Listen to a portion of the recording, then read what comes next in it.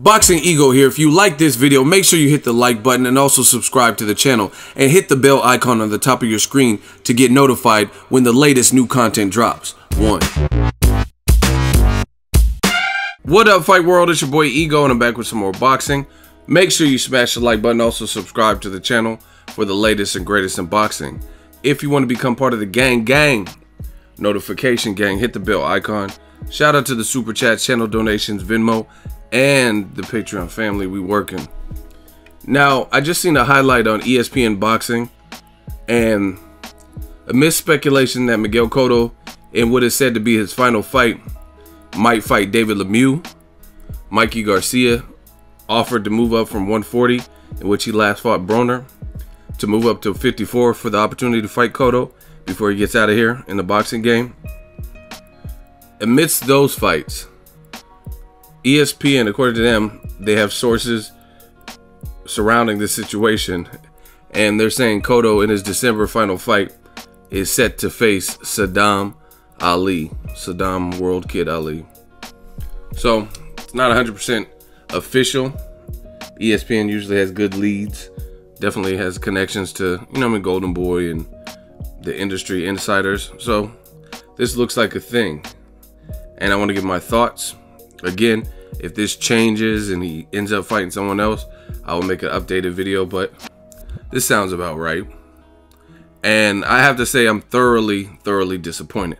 Now, don't get it twisted. Miguel Cotto has one of the deepest resumes of active fighters. I mean, the man's been in there with Floyd Mayweather, Manny Pacquiao, Zab Judah, Shane Mosley, Sergio Martinez, Antonio Margarito, Paulie Malignaggi. The list goes on and on. I mean, he has a deep resume. We all know that.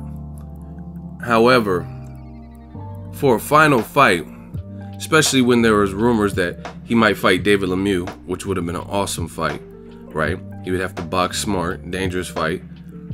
Mikey Garcia. Weird fight because Mikey doesn't fight at 54, but he was up for the challenge. And you pick Sadam Ali.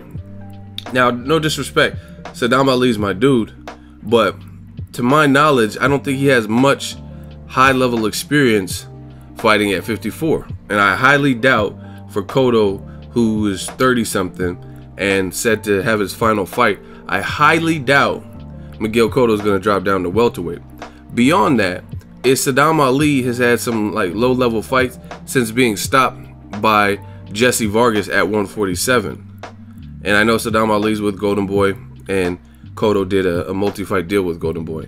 So I'm not really a fan of this fight. Like I said, Sadam Ali, most of his experience is at welterweight. I know he's a U.S. Olympian and stuff like that, but he's not too far removed from being stopped by Jesse Vargas, who in my opinion is not the biggest puncher at welterweight. So I think this, I don't know, I'm not really a fan of this. If Cotto in his final fight was gonna fight David Lemieux or Mikey Garcia, I was really gonna try to go out to New York to cover that, but I'm not going out to New York to see him fight Sadam Ali. Now, they said David Lemieux is still gonna be on the undercard, most likely, but then again, who is he gonna fight?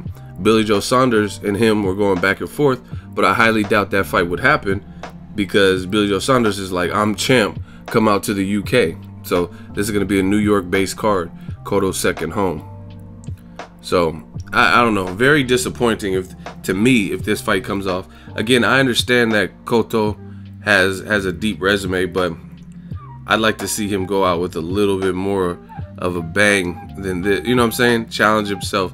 And it seems like for the second leg, like the final chapter of Cotto's career, he's been playing it very safe.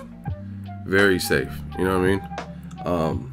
Fighting Kama guy who also has very limited experience at 54. He's tough. I mean, no one can take that away from him. He's tough and tall, but he started out at lightweight, I think. Got his name from having a war with Robert Guerrero at welterweight, and then he's gonna move up. You know what I mean? It's just I haven't really been a big fan of Cotto's last few fight choices. Some people were blaming Rock Nation, but it's clearly not that because he's not even with Rock Nation anymore. And his last two fights with Golden Boy, we're still getting those type of fights.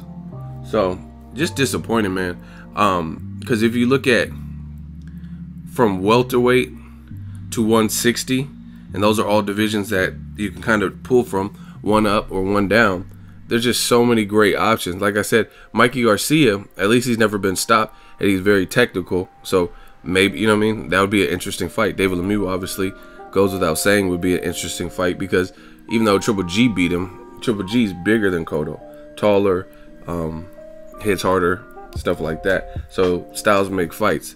I thought that would have been an excellent fight, and a fight Cotto could win too, but Cotto could lose that fight. So I guess he, you know what I mean, with all the hurricanes and in Puerto Rico and stuff, he's probably just trying to get out in one piece and just kind of play it safe, I guess. But disappointing, because there's a lot of top talent. I mean, obviously now it wouldn't be, but I'm just talking about before fights were finalized. In his last 2 fights, he could have fought Erislandy Lara, even though, like I said, Erislandy Lara now has a fight October 14th. But there was a time where he didn't have anything actually scheduled. That would have been a good fight. Jermell Charlo would have been a good fight. Demetrius Andrade would have been a good fight, right? So there's some options for Cotto, but he's picking a welterweight who was stopped not too long ago. Let me know what you think. Drop your thoughts in the comment section.